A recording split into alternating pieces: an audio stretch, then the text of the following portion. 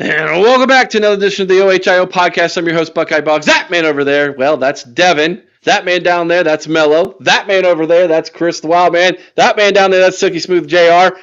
And you are you. And hopefully you know who you are. You are watching the OHIO podcast with the Buckeye boys with us tonight as we are going to try to do a 5-man weave. You guys remember basketball practice? You had the 3-man weave. Then you threw the 4th man in there, and it got a little interesting. And then you had 5 men. It was a total chaos. That's probably what's going to happen today. Or, like Blue Wolverine just said, the Brady Bunch. Chaos is good. What's that, Chris? Chaos is good. Chaos is good. Yes, you're right. Chaos is good. Mello's frozen in time, it looks like. We've been Emma? Yeah, you are frozen in time. Jump out and jump back in, Mello. I think that might help you there. I'm also getting a weird buzzing sound. Anybody else hearing that? I hear it. I'm not. I don't hear it.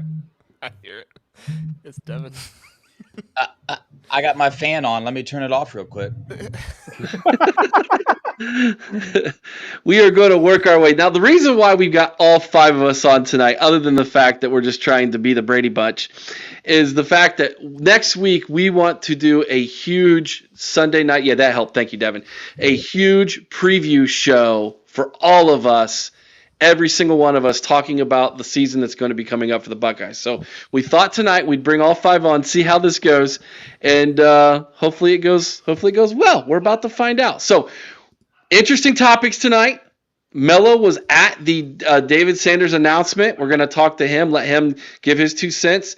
We've got JR and Devin were both on Juck's live show yesterday. You guys did great, by the way. And so they've got their takeaways from that. And then Chris and I, well, we're probably ready to just go jump off a bridge when it comes to Justin Frye. So this should be awful interesting tonight. And then on top of that, we have the announcement of the Block O, the captains of the team. And by the way, Ross Bjork has done more in honoring Archie Griffin in the first 3 months that he was athletic director than Gene Smith's entire tenure as athletic director at Ohio State. How in the world is that even possible? That's all going to be coming tonight. So that being said, we'll get the greetings out of the way. This is the OHIO podcast. We're the official Ohio State podcast of Fansided Scarlet and Game. Head over to scarletandgame.com. Check out the audio version of the OHIO podcast. If you don't like the way our faces look, we don't blame you. Listen to the audio version. And we are also the official Ohio State podcast of A College Huddle. Go over to thecollegehuddle.com and you can check out our podcast as well as 72 other of our friends and family around college football, as well as the Big Ten Huddle that JR manages over there, the SEC Huddle, the ACC Huddle, the Big 12 Huddle, and there's a bunch of group of 5 guys hanging out around there as well. So it's all going to be a lot of fun when you guys head over there. All right, guys, let's jump into this tonight. David Sanders is going to be going Rocky Top instead of being a Buckeye. Mello, you were there.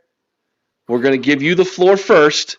Tell us about your experience, what happened, the feeling in the room, etc. We want to hear from you. So obviously I have egg on my face. I picked David Sanders to come when me and Dev made our predictions on our first episode. Devin, you were right, so I salute you. I don't like that. However, Providence Day School, for one, is an awesome facility, awesome campus. It looks like a college campus. It's immaculate, and it probably costs close to $40,000 a year, if not more. They had food there, so that was cool. The part that wasn't cool is when I was sitting down behind his grandmother and the volleyball coach of his sister and the track coach. They looked at me. I was wearing all red, all Ohio State, hat and shirt. And the volleyball coach looked at me and she started to say, I don't think you should be wearing that. But the grandmother elbowed her and told her to be quiet. And they just stared at me. And then the volleyball coach was like, well, it's great marketing. And that's when I knew it was over. I met a guy that podcast for Tennessee, and he said one of their insiders was there. I guess he has a similar position with Tennessee school as Berm does for Ohio State. And I didn't see any. Huh? What's that? No, keep going. Oh, I didn't see any Ohio State insiders, so I had a good feeling well before he announced that he was not going to Ohio State.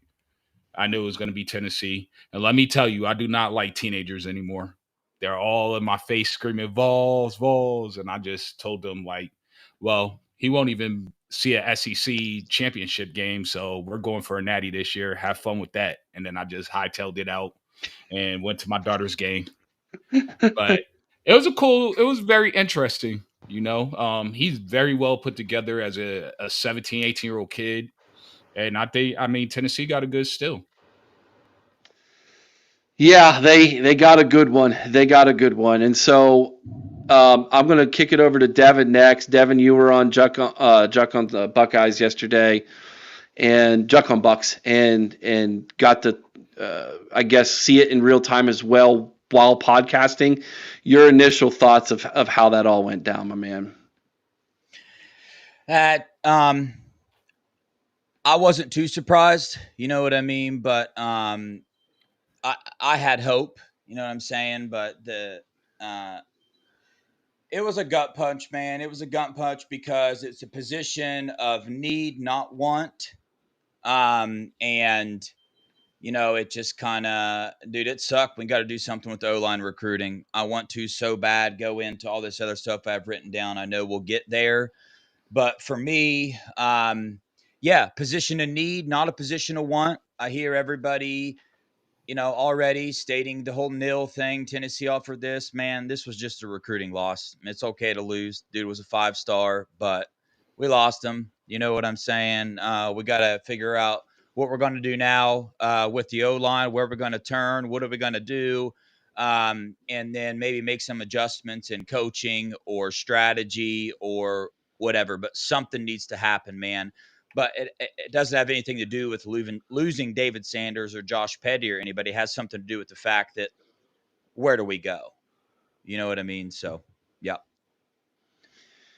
All right, JR, you were also on with Juck, and so I want to kick it to you next, man, and get your thoughts of yesterday's announcement. Yeah, I mean, if anybody watched Juck, they kind of have my thoughts for most of what happened at the time. I guess the thing that I have been continuing, and we can talk more about this as we go, continuing to think about and ponder is what David Sanders said there at the end, which was Tennessee just recruited me harder. And I just go back to no weekend visit in July after everything was done. You didn't try to do that with him. Justin Frye's out here offering half as many as some other schools, and so he's not even the one putting in the most effort for guys like David Sanders Jr., who is literally going to create the entire perception of him for the entire fan base. Like, I don't know. Like, sure, maybe there was other stuff going on. I don't know if it's a Ryan Day issue where he wasn't recruiting him. I can't imagine that's not the case because I know Ryan Day recruits all these kids like crazy. But at the end of the day, I mean, if he's not going to be trying as hard when he's offering less guys than all these other people, like, there's no excuses. You can't continue to keep somebody on staff who is not able to recruit, especially one of the most important positions, to get numbers on. It doesn't necessarily have to be 5 stars. We've all heard the stories of how many 3 stars get drafted and stuff like that. It doesn't always have to be 5 stars, but you have to get numbers, and it's quite obvious Justin Frye is unable to do that. All right. The scowl on your face, Chris. There's a song that my first wife used to like to sing to me. You say it best when you say nothing at all. Jesus. The scowl on your face, Chris, right now says it all, man. All right. Go for it. This is what happens when you've got a coach who leaves his recruiting to a former player instead of doing his job. This guy is a joke.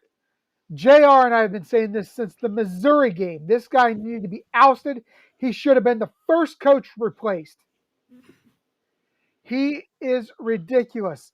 The guy cannot close. We haven't seen him do anything as far as development goes. And I mean, let's face it, we've lost now Sanders. We lost out on help me out, the kid that went to Georgia Tech, Petty. Joshua Perry. Perry. Thank you. This guy misses and misses and misses. And, I'm surprised he's landing our in-state guys. He can't land an out-of-state guy to save his life. The only reason he's getting any recruits at all is because his in-state guys are committing, and they would have committed 90% of the time anyhow because they're Ohio guys who want to play at Ohio State.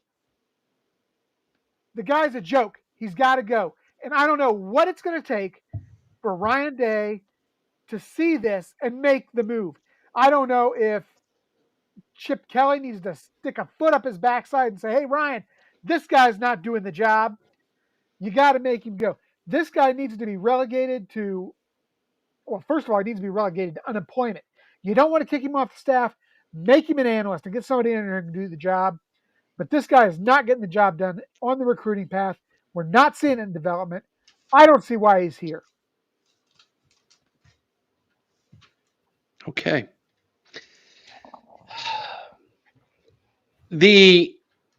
Listen, let me go way back in the time.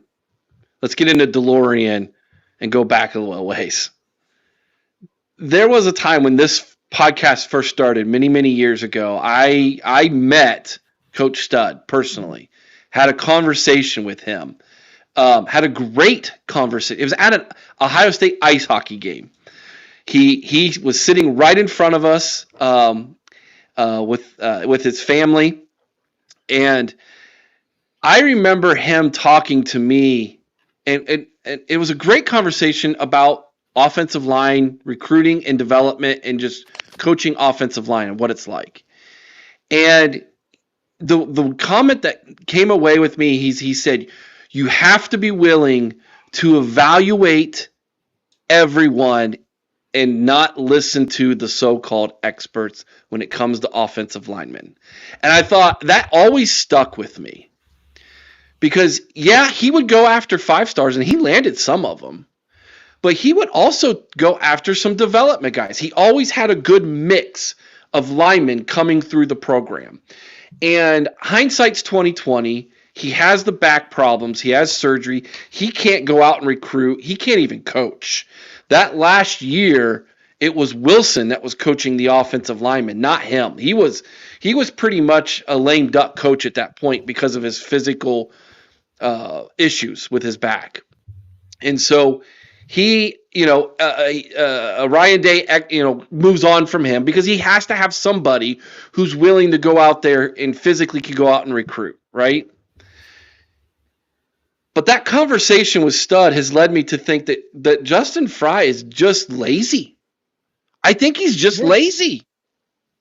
Juck has, and credit to Juck, and I don't know if he'll watch this episode or not, but credit to Juck for being the first one that I know of to point out the lack of offers that he was giving, followed up with then his change in philosophy mid-season, and how that this is blown up in his face. So I credit Juck for being the first one to talk about that. But when you have 11 Warriors putting an article out about him being on the hot seat, you know you're truly on the hot seat when that publication says you're on the hot seat, because they're about as soft as a baby's butt when it comes to what they report. And so when they're coming out, that's not blind. That is the fact that there are things being said behind the scenes that says Ryan Day is not happy with what's going on, and nor should he be. But Ryan Day he needs to take some responsibility in this as well. You are too late in the process in recruiting, and Devin and Mello, I'm going to turn it back over to you guys because you guys, along with JR, are really into the recruiting. Recruiting has changed so much that when you're sitting in the middle of August and you only have 2 offensive linemen in a class where you look to have probably 4 or 5, you're behind the 8 ball. It's too late. It's way too late. And so even if you say, all right, we're going to have to go to portal to make up for this, turn the page, let's go guns a-blazing for 2026. Even when you look at 2026, he's still behind everybody else in offers. He's flat out lazy. Let's call it like it is. When it comes to recruiting, the man is being lazy. You got to offer more people. Spread your net wider. Ryan Day knows this. I know he knows this. He needs to put his foot down and say, you either offer more people or you're out of here, and or it's time to move on. Yes, this is natty or bust season, and you got to be careful because you're in the midst of the season.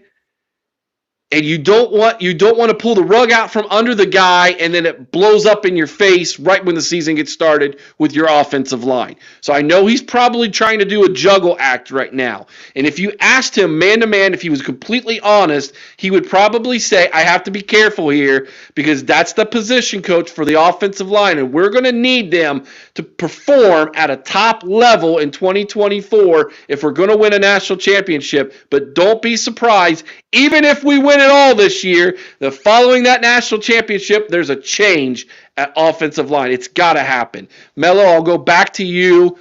Justin Frye, let him have it, man. What's your thoughts? Okay, I just want to throw some stuff out there real quick, and I want to compare Perry Eliano's tenure at Ohio State with Justin Frye. They both came here in January 2022. The first year that they were here, Perry Eliano offered 13 kids, 2 committed, which was Sonny Styles and Kai Stokes, for a hit rate of 15.3%. That same year, Justin Frye offered 20, 4 committed, Tegra, Fitzpatrick, Avery Henry, who's now medically retired. He had a bout with cancer, and I wish the best for him. Carson Hensman, which was a hit rate of 19%. 23 class. We offered 10 safeties, 3 committed, Malik Hartford, Jaden Bonsu, Cedric Hawkins, who is now currently at UCF.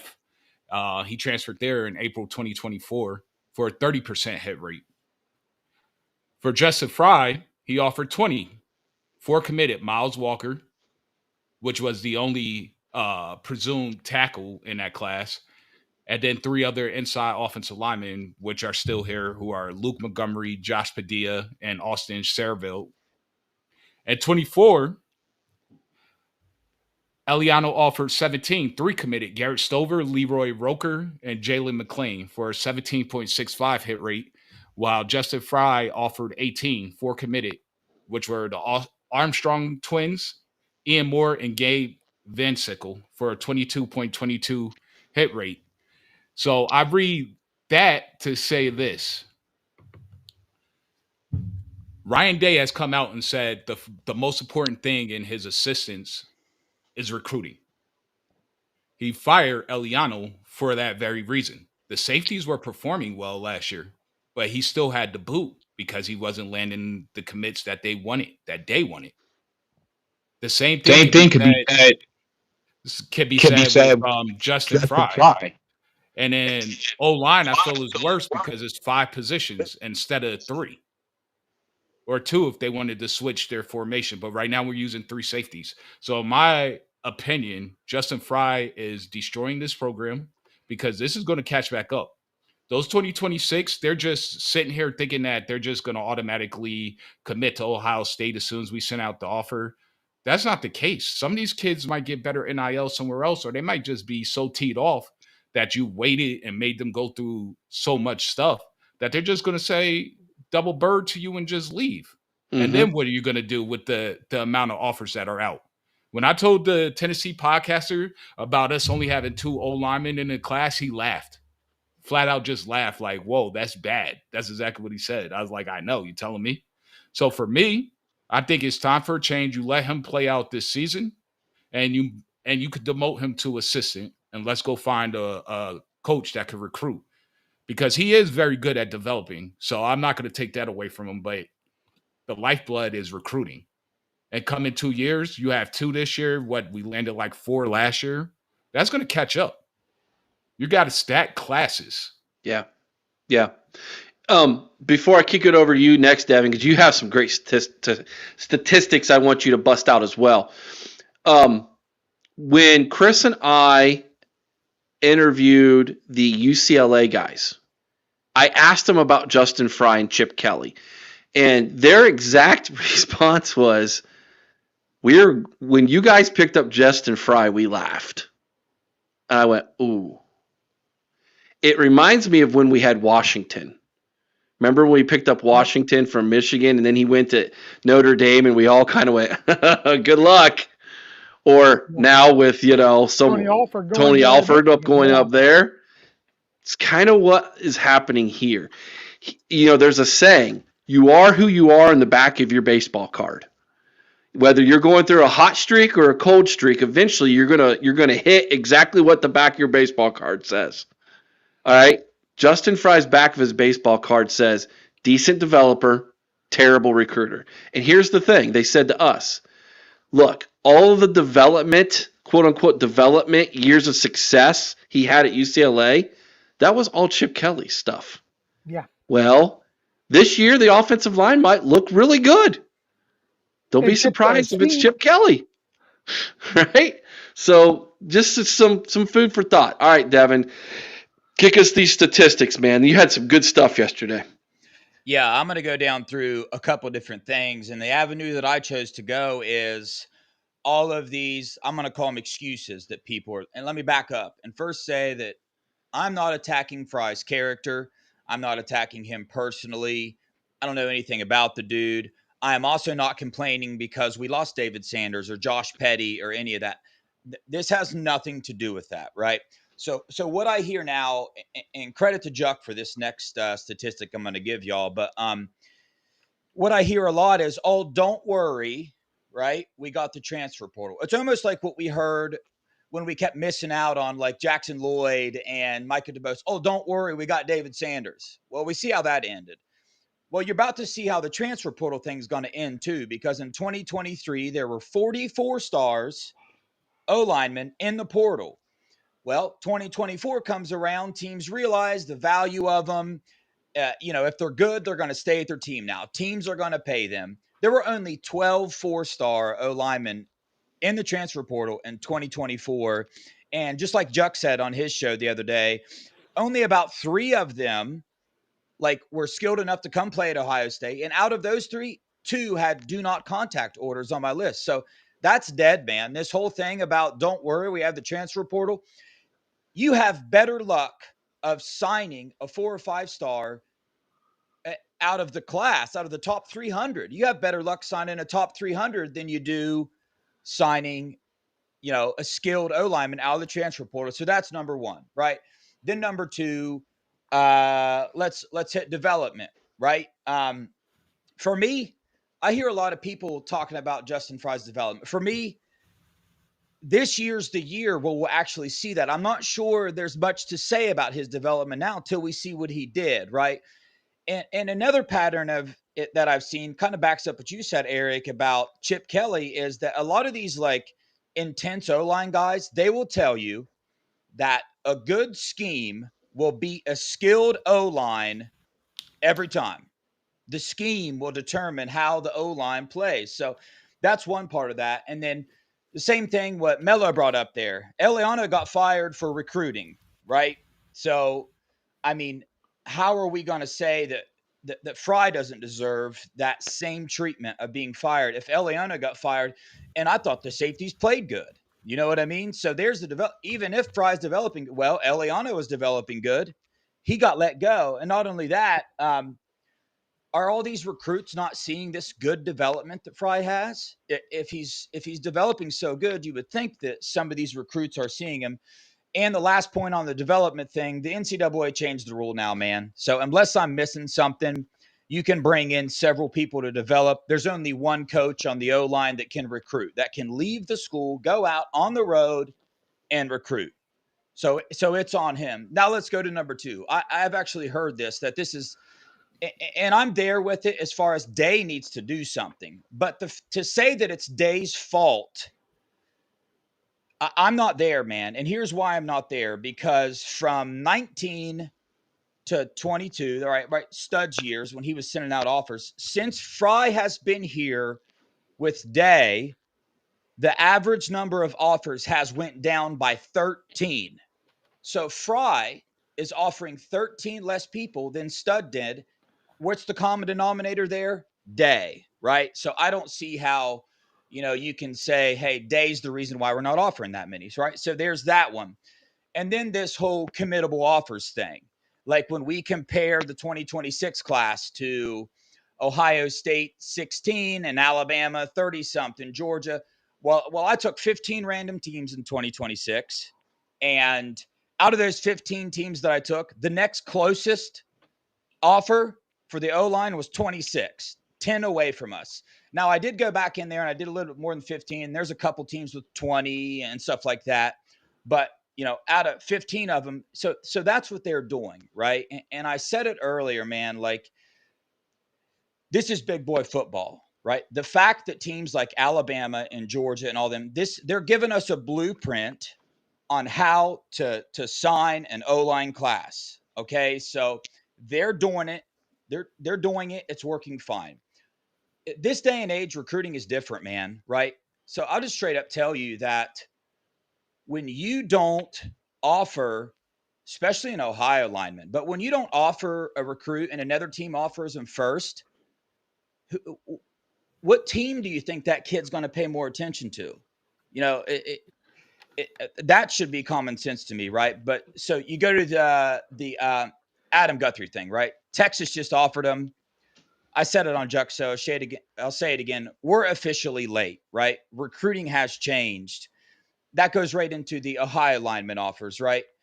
This statistic made me want to throw up when I saw it on another show today. Somebody put it in the chats. I went back to look, and I'm like, dude, this is crazy. But since 2012, that team up north has put 5 Ohio linemen in the NFL that did not have Ohio State offers, right?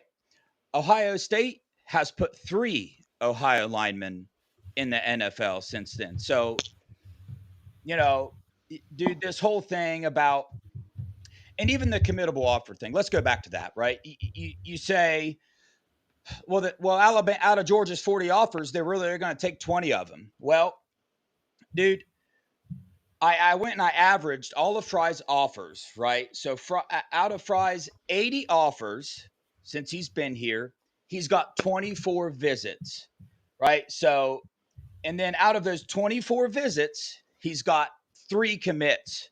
So that's 3 for 80 on the offers for out-of-state commits. That is 3.7% success rate. Judging by that success rate, Frye would have to offer 80 people to be able to only sign 3 linemen, right? And I do want to go to one more thing that I've heard people bring up quite a bit, and that's, well, this is Ohio State. They don't offer, right, more than other teams. Or I've heard people say, well, what's the D-line doing? Well, I'll tell you what the D-line's doing, right? So the D-line consists of 4 players. It takes 4 players to fill the starting roster. That's 4 for 22. That's 18%, right? I went back and I averaged the offers, all the offers Ohio State had, right? It takes 18% to fill the starting roster for the defensive line.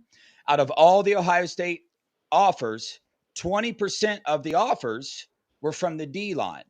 So out of that group, they are offering more than the percentage it takes to fill the starting roster. O line, it takes 23%, 5 out of 22, right? Their average for the offers they're sending out is 15%, right? It's the only group on the team that is sending out less percentage of offers than what it takes to fill the starting roster, right? So I'm not saying, obviously, dude, strategy is jacked up, man. It's not right. So like all these things that people are saying about what we need to do, dude, something's got to change, right? Not only the strategy, right? but also relationship wise, clearly, dude, if you have a 3.7% success rate for out of state commits, right? Something's wrong. And not only that, like, so let's say you're offering less. So they have that argument of, well, you don't want to offer. Most of them are not committable. Well, Justin Frye offered Will Conroy in 2026, and he's not even talking to him, not even trying to build a relationship with him. He offered Andrew Stargell this year and ghosted him, right? Just ghosted him. Fanuku came on the visit. He got offered. I was told that they didn't press for him either. Why? Because they wanted to wait and see what happened with these higher rated players. Well, now look at the position that we are put in, right? So, again, dude, something's got to change, man. Move Fry to an analyst. Let him develop if he's such a good developer. I don't even see that, dude, but it's not a knock on him. Something clearly has to change, dude. This is Ohio State. The name Ohio State should be able to get you 4 solid O linemen every year just by the name. So it's like, not only are we not getting them, I feel like something's scaring them away. I don't know what's going on, dude, but something has to change, man, right? I don't know the solution. I do know more offers need to go out. Why? Because the blueprint's set for us. That works for those teams. It's going to work for us. Not only that, the relationship game has to step up. That's the effort. JR said it. They didn't have that. They didn't have a recruiting event at the end of the year. Well, Day said he wanted to give his staff a break. I get it. But unfortunately, the rest of the country isn't doing that. They're not giving their staff breaks. So therefore, that puts us behind the 8 ball. I hate it. That's just the way it is. So, dude, I got several more pages. I think that's enough for now. The point is, something's got to change, man. It's obvious, dude. And I get that some of these other reporters out there, Justin Frye's probably a nice guy, and that's why a lot of them don't want to come out and say all this stuff. I'm not talking about him personally. I don't know him. I'm sure he's a nice, wonderful guy, but he cannot recruit O linemen. That's a fact. There's no debating that. Let me answer this question from Larry real fast, or statement from Larry, because Larry's right. He didn't want to be here. Correct. Why? I told y'all if it's NIL, Ohio State's going to win this thing. It wasn't. And the NIL package at Tennessee I heard was incredibly nice, but I've heard from several people who said the NIL offer from Ohio State was just as good. They would have matched.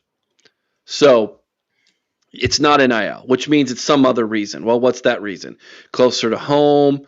Girlfriend goes to Tennessee. I heard that rumor. I don't know if that's true or not. Whatever. But you can get girlfriend to come to Ohio State. Yeah. JR told us the answer earlier. They out-recruited us. Yeah. That's what he said. Yeah. And he didn't like Fry. That's what I'm hearing. Fry. Bottom line, he did not like Justin Frye. Well, and I think Frye leaned way too much on Paris Johnson to close this recruitment for him. That's what it came down to. He had Paris Johnson recruit him. He wasn't doing his job. Family friendly. I kept it there. He wasn't doing his job. He sent Paris Johnson out to do it for him and thought that was going to get the job done. You know what? If you don't want to recruit, get out. Yeah. It's that simple. Go. JR, anything you want to add to that, brother? Yeah. I have a lot I want to add. Okay, go for it. I probably need to go after this, but Sounds I'll just good. say, so Mark Givler did a live today that was very informative for people, I think. And I think some people were misunderstanding a little bit of what he was trying to get at. I don't know if everything he said I take 100% to heart, but he said some things that made me want to dig a little bit more. So normally I don't do this, but I reached out to somebody that I know who would know this. And by the way, anybody out there that wants to say I don't know what I'm talking about, okay, go back and watch Mark Givler. He talked about how Zion Ziggy Grady knew he was coming to Ohio State 2 to 3 months before he committed. Who told you that was going to happen first? Yeah. So I'm not normally that guy that flexes that stuff, but when people start saying you don't know what you're talking about, I do want to remind people. Yeah. Anyway, so I reached out to somebody that I knew, and they told me, they said, let me start this way. I asked them, I said, hey, everybody is freaking out about the offers right now. And I've been freaking out about the offers. Like, in your opinion and in your opinion of what's going on with the staff right now, are they focusing on the offers? Are the offers as big of a deal as some fans are making them out to be? And the person told me, he was like, look, he said, do the offers need to increase? Yes. You can't have Ryan Day out here make it a fourth to half of the offers for Justin Frye. And that's what's going on. Ryan Day is putting a lot of offers out there for Justin Frye. He said, but you also can't have Justin Frye just not talking to recruits. He said one of the reasons why Alabama, Georgia, and a lot of these different places are able to offer so many kids is because they know how to play the game. Now, it is a little different with Ohio kids, slightly. I'm not going to use that as an excuse. It is slightly different, but they know how to play this game. They know how to work with kids and not get them to commit, but also make sure they know, hey, we're still interested in you. And unfortunately, I don't think that Justin Frye gets that. I don't think that he understands how to offer a kid and say, hey, we really like you, and we're going to see what you do in your junior year. Here's A, B, C, D, and thing we want you to do, but we're going to stay in contact with you because we really like you and we think you're a really strong recruit.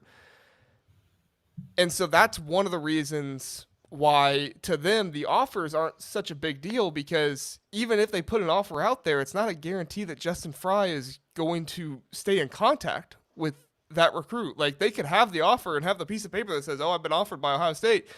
But if you don't have the text message from Justin Frye saying, hey, how you doing today? How was practice today? And staying in contact with him, or he's not going to the school and reaching out to the coach and saying, hey, I can't text the kid right now, but I can go and meet with him in his office during study hall or something like that. Like, if he's not doing that, are the offers really the issue? Yes, offers are an issue. But are the offers really as big of an issue as maybe we think? Possibly not. Because at the end of the day, it's just the actual person putting out the offers. Like, we can say, and that's what I was saying like a week or two ago, was like, I'm still willing to give Justin Frye a chance if he just puts more offers out there. But after talking to my guy I know, he was like, look, even if Justin Frye puts the offers out there, is he going to get the guys? Because he went, and it's kind of like what Mark Givler was saying. He put out offers for 28 guys out of state and landed none of them.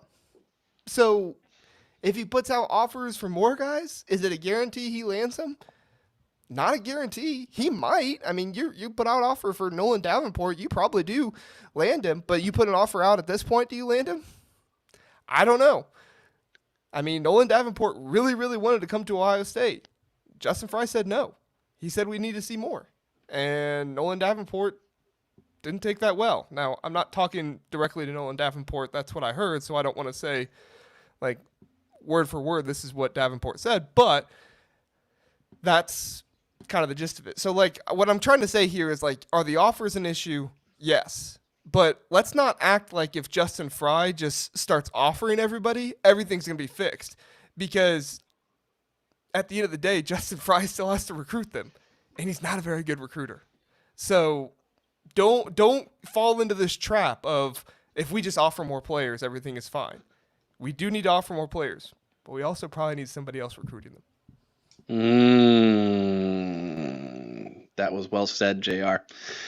Couple things here, and then I know we got to take our commercial break, and JR's got to exit stage left. Busy man, always podcasting, always building brands. That's what JR does. Sean Rollins gifted 1 membership. Thank you, Sean, for doing that. And it went over to Bradley Dunkel. So welcome to the Pod Squad gang, Bradley. And then there was another question about where do I get a membership? It's really simple. You just go to our YouTube page and you hit join. There's a join button at the top. You'll see everybody's little pictures and icons. You hit join. It's only $3.99 a month. After you've been a member for a month, you will get a free membership t-shirt. I might have it here, actually. Right here. Get yourself a free OHIO podcast membership T-shirt if you've been a member for a month, and all other kinds of perks, dude. So all bunch of great perks that you get, including our preview magazine sent right to your email if you like that as well. Which very, very proud of that thing. The thing looks amazing. Chris, you're still not smiling, man. I feel bad for Chris right now. Justin Frye has stolen my smile. Don't let him steal your. Hey, listen. It's gonna be all right, man. We need to kick this season off, so I've got a reason to smile. Because now, if I have to hear any more about Justin Frye's. Oh yeah, you don't put it on Justin Fields, okay? No, he's doing fine in Pittsburgh. I feel bad for him. That's the problem. You hit it on the head, Chris. Justin Frye. If I have to hear any more about his inability to recruit, and I'm just my head's gonna explode. That sucks. I wasn't done yet, dude. I mean, this guy makes me want to vomit every time I hear his name. Oh my gosh, I couldn't agree more with you, dude. Davenport and Stargell should both already be in this class. Oh, yes. Absolutely. Amen. Absolutely. Yes. Stargell wanted to be in so bad. So bad. And he is nasty. Hey, Dan knows his stuff. Dan knows his stuff. Oh, yeah. Thanks for coming in and rubbing it in. Now, listen, Michael's a nice guy. Michael's a really nice guy. And he didn't come here and talk trash. 13 more days, guys. It can't get here soon enough. Congratulations, Michael, on a big recruiting win. By the way, Tennessee was hammering recruits this weekend. Not just him. Like they have landed some of the biggest recruits in the South in the 2026 class already. And they still won't finish better than fourth in the SEC. Ooh, ouchie, ouchie. All right, guys, we're going to take a quick commercial break. We're going to let JR exit stage left. We come back. We all got all kinds of good stuff to talk about still. So hang tight, everybody. The OHIO podcast is brought to you by Mastermind. Mastermind specializes in 360-degree, high-definition mobile video mapping, GIS integration, and traffic safety studies. Mastermind cares about traffic safety and keeping you safe on the roadway. Visit Mastermind at onlinemastermind.com. Okay, a little bit of a different look without JR here. That's the first time we've done 5, and it worked out okay. We had some bugs at the beginning. That's why we got off to a little bit of a slow start this evening. But here we are, back to 4. Now remember, next Sunday is our big preview show. We're going to be busting out predictions, and it's a lot of fun. We do it every year, the Sunday right before the season kicks off. By the way, we have 5 previews left in 2 weeks that are going to be coming out your way. You got the team up north. You got Ohio State. We got Northwestern. We've got Nebraska. Who's the other one? Michigan. Trying to remember. No, I already said them. Oh. Team up north, Ohio State, Northwestern, Nebraska, Rutgers. Those are the 5, and they're all going to be coming out in 2 weeks. So make sure you visit our YouTube channel every single day. There's going to be videos, maybe multiple videos, coming out every single day on our channel. Plus, these two guys, the Buckeye boys, will have episode number 2 hopefully coming out to you as well very soon. So that'll be a lot of fun. That'll be really great. So be on the lookout for that as well. And then we'll have our call-in show. As always, guys, call-in show will be this Thursday. And it's going to be great. Like, there's all kinds of good stuff to look forward to, guys. So be on the lookout every single day. And if you haven't already, please consider becoming a member of the OHIO podcast, all those great perks, including very soon we're going to be opening up a Discord channel for all of you members as well. So it's a great place for the Pod Squad gang to hang out. It's going to just turn into the Pod Gang, isn't it, guys? No. It's going to be just the Pod Gang. That's what it is, man. It's too late. That's what it should be. People have spoken. The Pod Squad sounds better.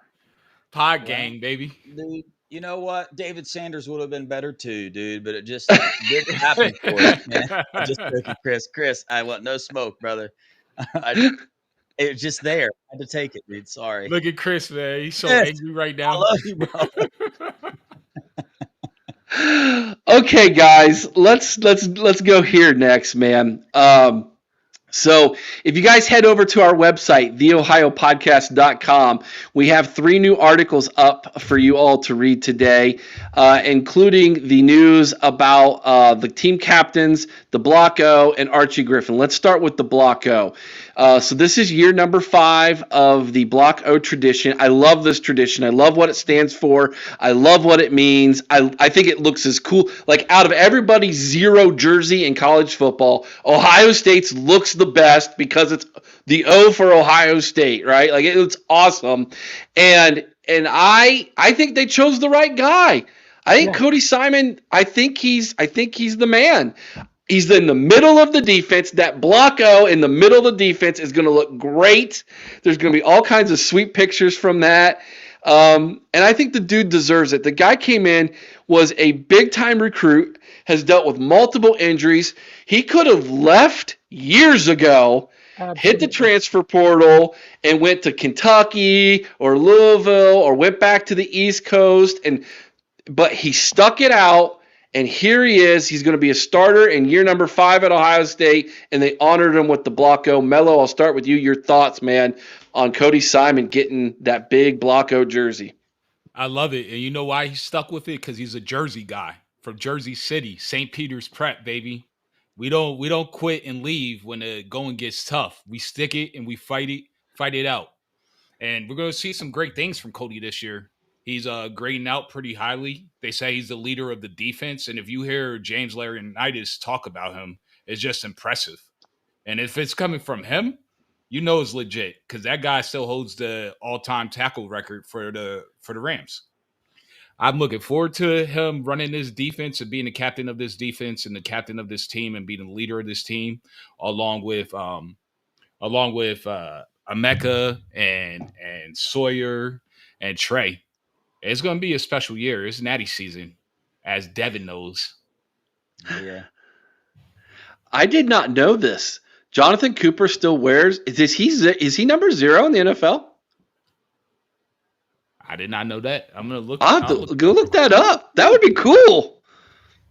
That would be cool. All right, Chris, your thoughts, man, on the Block O, this year's recipient. Yeah, I love it. I think Cody Simon is a natural leader, and if you look, the guys who have had that title given to them in the past, same thing. They were leaders on the field. They were leaders off the field. I think this guy exemplifies hard work, leadership, and I'm with Mel. I look forward to see what this guy's going to do because I look at this guy and I see the same type of tackling we saw out of Tommy Eichenberg, but a more athletic guy. So I'm really excited to see what he does out there. Do you remember that picture that came out of him a couple years ago? He just was ripped. Like all his jerseys, practice jersey and practice shorts are ripped because of how huge he was. Yeah, and then he got hurt, unfortunately, because he was making a move. I think it was 2 or 3 years ago. Yeah. He was making a move then he gets hurt, and then Tommy takes over that position and never relinquished it. And yeah, some of the people are talking about it in the chat. He probably should have played more. Oh, yeah. Especially when Tommy was injured and really was limited. He probably should have played more. Yeah.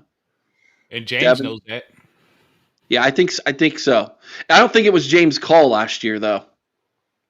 It is now, though. I think he owns the room now. Yeah, I do. Devin, your thoughts, man? Dude, I agree with the decision. I love that he has it. I mean, dude, this started, right? He comes back, wants to play again. Starts in the weight room, man. Back in the winter workouts, we'll hear about this dude in there just going psycho. And then, I remember, I always bring up Juck, dude, but on Juck's show, man, he had those plaques that show where everybody stands athletically on the team. And this dude is pretty much top 10 and dang near every category on there. So the dude was way more athletic than I realized, but man, like I said, it started in the weight room with always hearing good reports about him, what he's doing in there. I know he has been on Dude of the Week a couple times and stuff like that. So he's also going to be wearing, I Has that been like officially announced? Is he going to be wearing the, what do they call it, the green dot or something on defense? Yeah, he is. Yeah. So you got that there too. And like you guys said, dude, I feel like I should have played more last year. It also helps that you have the future Ohio State head coach coaching his position this year. So that helps as well. Yeah. Yep. So let's talk about those captains. Mello, you brought them up. You got on defense, you got Cody Simon, and you've got Jack Sawyer, or as like we called him, Captain Jack Sawyer. We gave him that nickname years ago, and now it finally fits. Finally.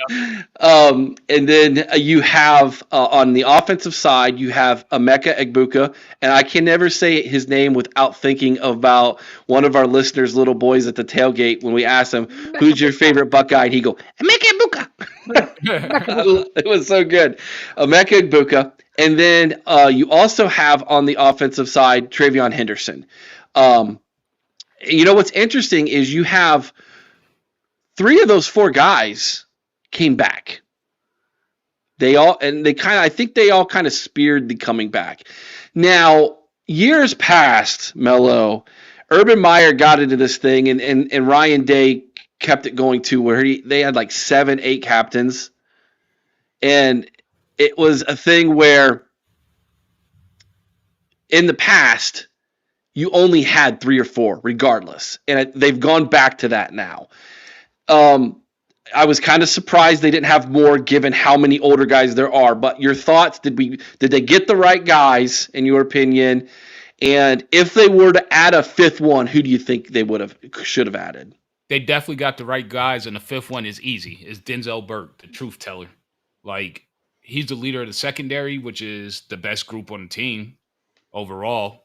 And that guy started since his day one as a freshman, and he's been here and he's doing his thing. And just to make something, point out something real quick for the chat and everybody else, Cody Simon was actually the first one to announce that he was going to come back. And then it was Jack. Cody led that charge. He initiated and he got Jack on board, and then Jack went and did what Jack does, which is get other people on board. The NIL for them to stay also helped. So let's not get that all twisted. But that's one of the reasons we're going to win a natty this year, because everybody decided to come back. And I absolutely think Denzel Burke should be a captain. Chris? Yeah, I'm with Mello on that. That's the only omission I saw was Denzel Burke. I mean, the guy is he's an outspoken leader. But you know what? These other guys I cannot argue with. These are the guys that came back and said right out of the gate, we've got unfinished business. Jack Sawyer, an interview with him, I saw him say that, he felt like he'd let down the city of Columbus. He felt like he let down the university, the university. The way these guys have taken ownership of this and said, we got to go out and do this. That's what a captain is. They take the ownership, they take the lead, and they go out and do it by example on the field as well as with their words. I don't think you could have a better group of captains than what we got with the obvious omission of Denzel Burke.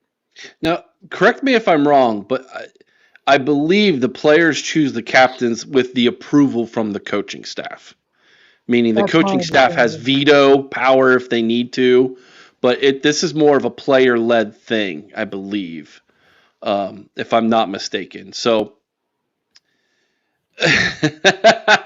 this is a good comment. Ryan might not want Denzel's truth. That's probably true. That is probably true. Oh, there's one thing I did leave out. I don't know if Dev was going to touch on this, but Cody Simon got the most votes. Really? I didn't hear that. Oh, that's interesting. Yeah. Wow. Okay. All right, Devin, you're up, man. Did we get it right? And who should have they added if they'd had a 5th? That's all I had. I was just going to say he got the most votes, and I was going to be done, but I'm just joking, bro. Bro, I'll just mess with you, bro. When I was speaking to Cody earlier, that's the thing, dude. He led the charge and these players coming back. Maybe not in the most vocal way. I would give that to Jack. He was pretty vocal about getting all these players to come back. But, I mean, Jack would have been my number 2 for the Block O personally, right? That would have been my number 2 pick. But I mean, Trey, look at the sacrifice Trey made coming back, and then letting Quinshawn come in this room, being cool with it and open arms and all that stuff. Look at the sacrifice Emeka made for this team, dude. Probably second round pick in the NFL, dude, injury prone dude, comes back, man, like for this team. So every one of those players has made a sacrifice for the team. They're leaders. They get talked about all the time, dude. Not only like physical leaders in the weight room, but you got Trey and Emeka being spiritual leaders. You got Cody being the leader of the defense on the field. You got Jack Sawyer just stepping his game up, man, taking it serious. And I love it. I loved it. There was only 4, but like you guys said, dude, Burke, and there's several more people could have been captains as well. So I love the picks, man. Now you guys mentioned the obvious one in Burke, but what about Josh Frye? He's had an amazing offseason from what I've heard. Yeah, I kind of want a lineman to be a captain. I was going to say Donnie Jackson, but I heard in the weight room that dude tears it up. Yeah, but I don't know. Again, no offensive linemen were chosen by their own peers. Dude, just a whole nother swing and a miss by the leader of that room. Justin Frye, dude, I'm telling you. I mean, gosh. Well, think back to that bowl game. Would you have voted for him? Oh gosh, no. That's true. Show me. Speaking of Missouri, the Show Me State, right? Yeah, I'm getting more gray hairs because of Skeeter from Missouri.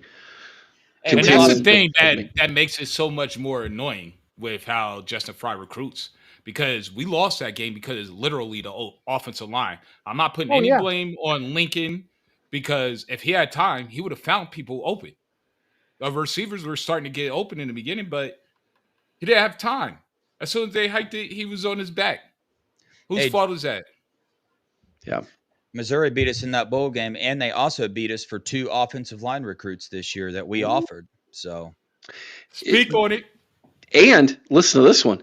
Not only did they beat us for 2 offensive linemen, they went into Pennsylvania. They got the top quarterback out of Pennsylvania in their class, who's a borderline 5-star quarterback.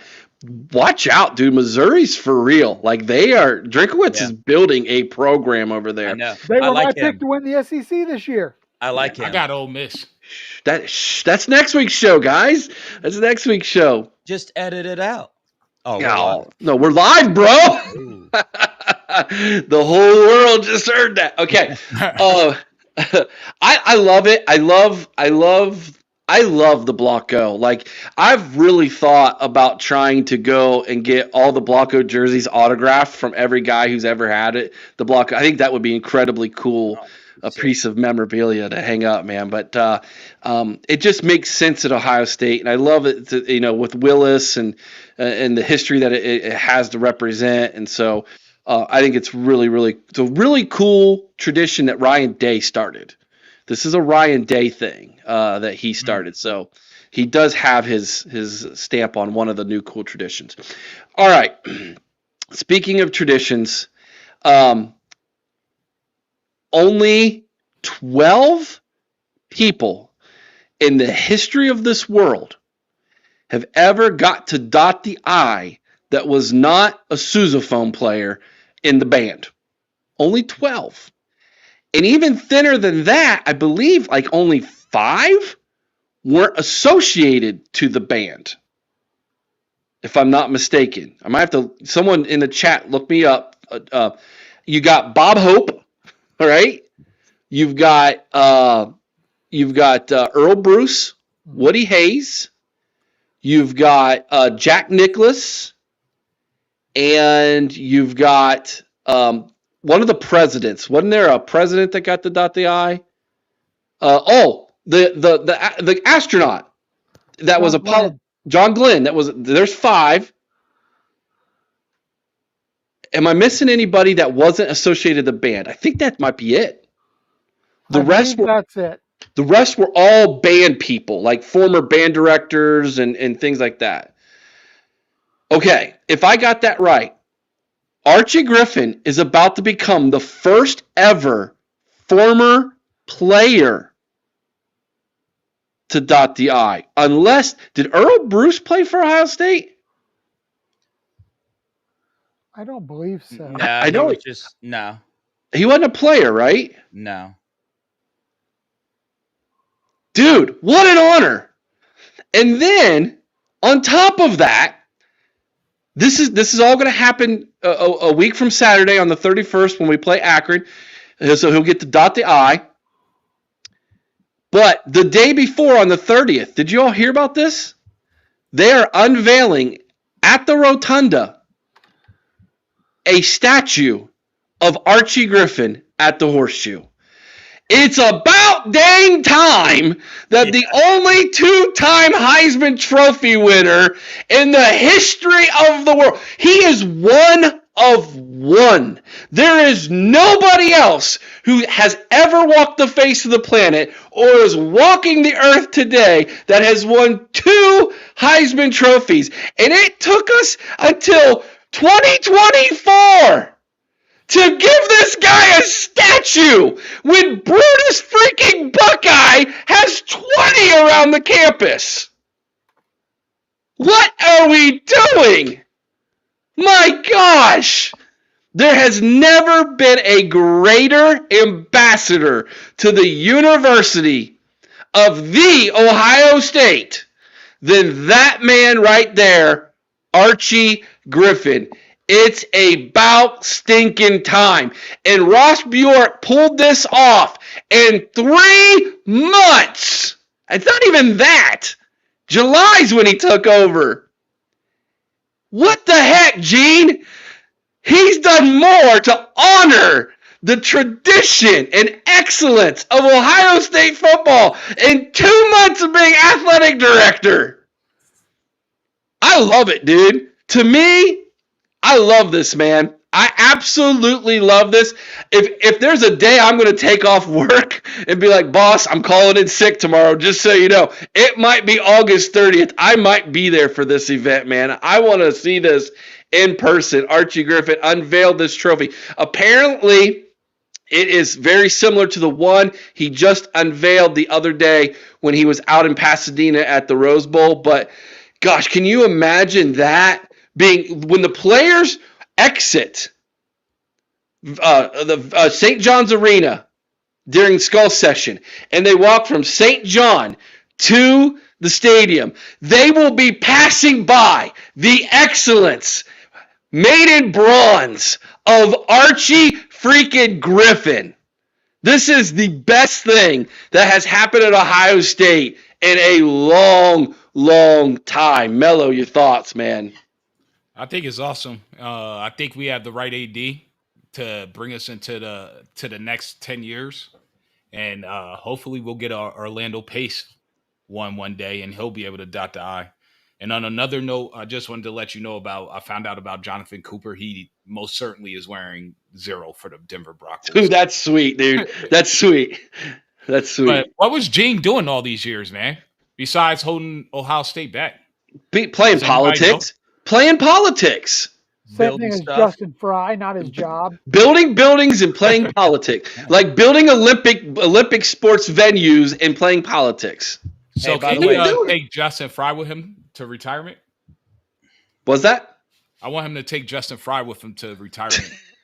Right. Hey, Earl Bruce did play for Ohio State, 1950 fullback. There you go. Okay. Thank you. Good call. So he's the second former Buckeye. Mm-hmm. What a cool dude, Earl Bruce. There's a trivia question. Who was the first former Buckeye player to dot the I? It was not Archie Griffin. Very good. That heavyweight boxer too. James Buster Douglas. Yeah. I remember when he knocked out Tyson when I was a kid. I was watching that fight live. I was so angry when that happened. Wasn't that for his mama? Dude, it knocked out my hero. I loved it. Happened. Does anybody know? Chat. See if anybody can jump on chat. Where did it happen at? I know. In fact, I just said it. What? It was in Tokyo. Yeah, Tokyo, Japan. Yeah, he knocked out Tyson in Tokyo, Japan. Took it too I was lightly. watching it live on HBO. The question was that your neighbor's HBO that you were plugging into, or was it yours? Nah, we were watching it on HBO. Okay. He looked away. He lied. Dude, I remember that. It was such a shocker. Like, it was the most shocking thing that had happened in sports since the United States beat Russia in the Olympics in 1980 in Lake Placid. Like, it was the biggest upset since then. Chris, your thoughts, man, on Archie Griffin getting his statue in the outside the rotunda? Like you said, Eric, it's about time. This guy, not just arguably the best player in Ohio State history, he's a college football icon, being the only two-time Heisman Trophy winner, a tremendous ambassador for the university. I don't know. I've had the chance to meet him on multiple occasions. Just a genuinely nice person, great player. And, like you said, Ross Bjork has done more in a few months than Gene Smith has done in a few decades. I think we're going to see a lot of the wrongs made right with Bjork in charge now. And I think it's great. I think it's absolutely wonderful. There is no one more deserving. And the thing that's great, and I know he's not quite that old, but I'm just glad he's here to see it. Now, hopefully, they can get Tressel out there to dot the I, why he can is still able to do that himself as well. This is a hilarious comment. I won money that night from my buddies. I took Douglas at 10-1 odds with them and actually won. I ended up spending it all at the bar buying those degenerate drinks all night. Boy, you are my hero. Oh, gosh. That's hilarious. All right, Devin, man. Archie Griffin getting a statue, man. This is big time, brother. Yeah, so we know Ross is a football guy, right? I just wish I was a fly on the wall when he's going down through this list and like trying not to double up and trying to pick somebody to dot the I. I wonder what he said when he found out he's never dotted the I. You know what I mean? Like what was his reaction to find out that Archie Griffin has never dotted the I before? But everybody's already said it, dude. It's deserved. So excited. Yeah, I'm pumped about it, dude. This is well overdue. This should have taken place years ago. Yeah. Does anybody know if Tress could coach the O-line? Well, I was about to say, Mello. We just need a recruiter. Yeah, I know he can recruit. He can recruit for sure.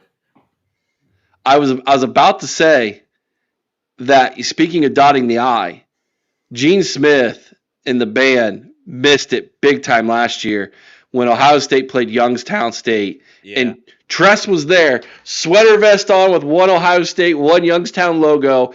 He could have dotted the I then, but Gene Smith is holding on to a grudge and doesn't want to give his flowers to Tressel. Yeah, there's going to be a time when that gets to happen.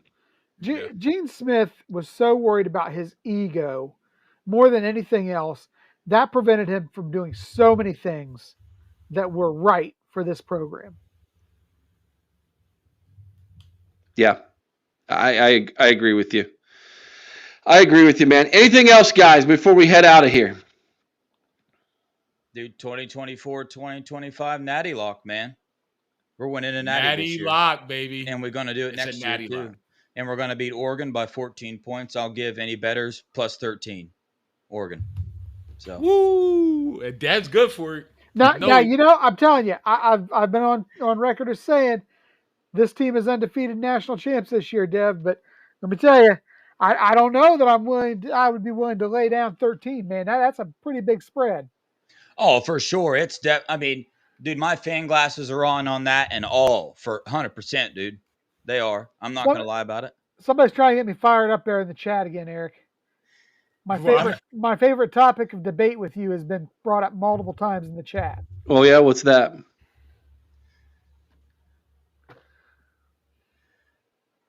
Yeah.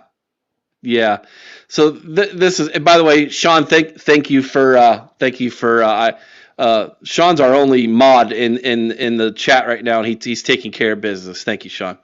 Yo, don't kick out Poppy. That's my boy from the Army. He's a UGA fan. He's going to talk his trash, man.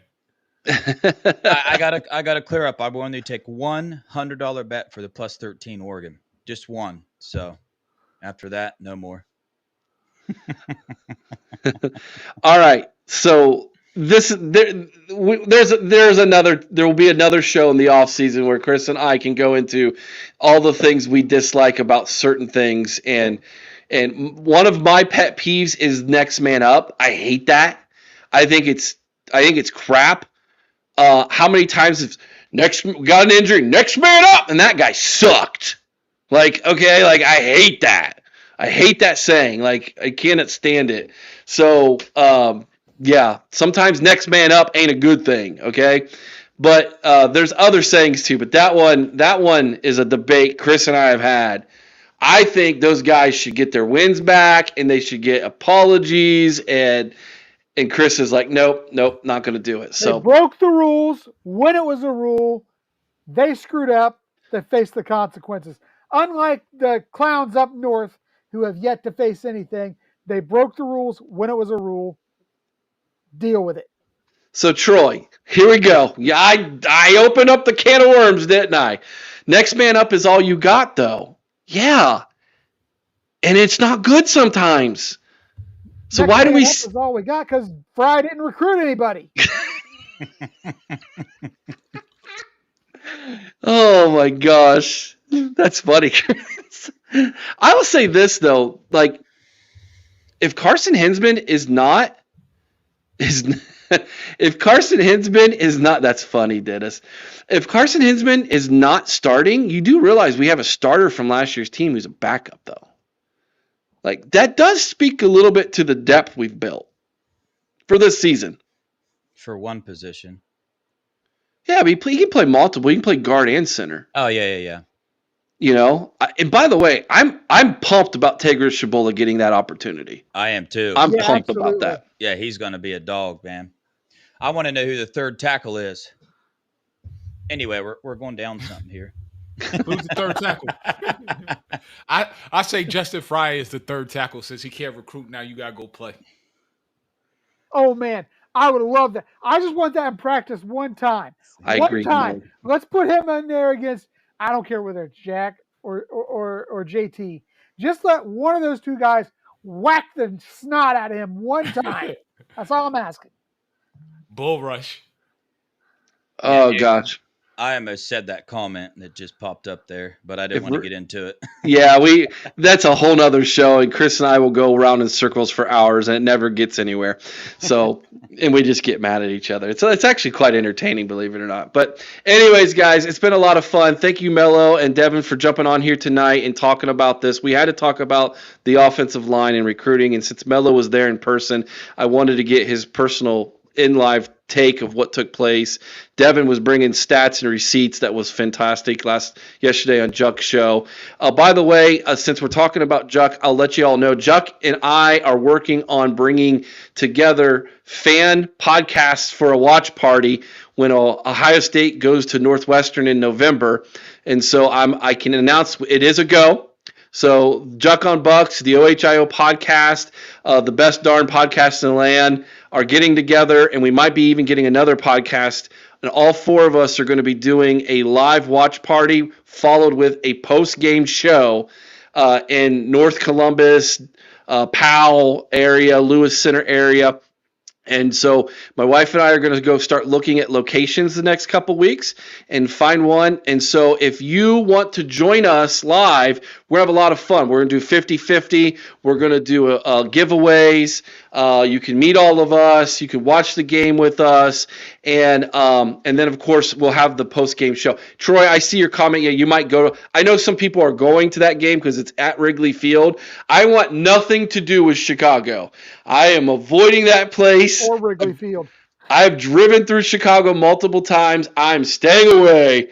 So I'm going to be in the friendly confines of Ohio, Central Ohio, and we're going to have a great time that day. And so I want to send that out there. Steely's going. He's got tickets already. Good luck, buddy. Good luck. I hope it goes well for you. So it's going to be awesome. Troy lives in Chicago, so not really a problem. Okay. Oh, that makes sense. It's going to be great. We'll get a flyer out for everybody when we nail down the location and who's all going to be there, what podcasts are going to be participating. Also, Buckeye Fangirl Lisa dropped her first video of this season. She does every season. She does a weekly show, weekly video every single week during the season. She's been off all season, and so she just dropped her first video this morning. So go check out Buckeye Football Fangirl. Lisa, she's a fan of the show, a friend of the podcast, and we want to support her as well. So go check that out. Mello and Devin, you guys will be back this week, yeah? Yes. Yep. Buckeye Boys, baby. The Buckeye Boys will be dropping episode number 2 this week. Make sure you check out the YouTube channel for all of that. And that should be about it. Be on the lookout for all of our previews. We just dropped Maryland yesterday. That was sad. They're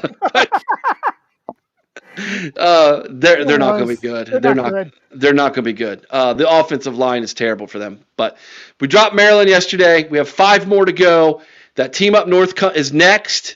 We have Ohio State, we have Northwestern, we've got Rutgers, and we've got Nebraska. And so it's going to be a good time getting those. Be on the lookout for those. And then our big show next Sunday. All 5 of us will be back. It's going to be the prediction show. Every year, That's the best time. I give out a crazy prediction, and I've got a couple this year. And I think some of them could be legit. I always like the who gets fired first question. I think that's a lot of fun. But you know what, Eric? I finally got it right. After predicting for 3 years that it was going to be Nick Saban's last season, I got it right. Every year, Chris, this will be the year Nick Saban retires. Every year. And then finally he's like, I told you. Well, the dude was 70-some years old. I mean, eventually he's going to retire. So, I mean, come on, man. Hey, he sold his soul to Satan, man. He had as long as he wanted. So this week, my Twitter spat has been with Iowa people. So Iowa does not like the fact that Kirk Ferentz was ranked 6th in our coaches' rankings. They took exception to that. Oh, yeah. Lower bonus. What's that? Lower. Oh, it should be lower. They were like, he's at least top 4, and I'm like, no. What planet? Was a not with a longevity bonus. That was 597 winning percentage, over 140 losses in his career, and 0 offensive mind. Like, no way, guys. And he's only one of them because they were in the Big Ten West, which sucks. Yes, yeah, exactly. A lot of fun, guys. This has been a great show. We will see you all this week. We'll see you in different shows. We'll see you next week. Thursday night, live call-in show. Mello, Devin, you guys doing anything Thursday night? Nah. Yeah. You guys want to do the call-in show? Yeah, I'll do it. Yeah. Because Chris and I are going to be busy this week. Yeah. All right? Oh. I'll be there to run the board for you. Yeah, we'll get it. Yeah, we'll do the call-in show for sure. Cool. Mello and Devin, they're going to be taking care of the call-in show Thursday night, guys. You heard it here first. So it's going to be a lot of fun for them. We did get a $9.99 super chat. Hippo character with a pink hat flips it backward and raises his thumbs up in the air. It's an emoji. I'm sure it makes sense if you're watching on YouTube. So I love how Evie Mux describes it. I love it, man. Awesome. Bob Googs. Love the content, Eric, Christopher, Devin, and Mello. Thank you. Appreciate that, Googs. Appreciate that very much, man. All right, guys, be kind to one another. I owe someone's OH. Sing Carmen, Ohio with all your heart. Till next time. OH! I-O. I-O. Go Bucks!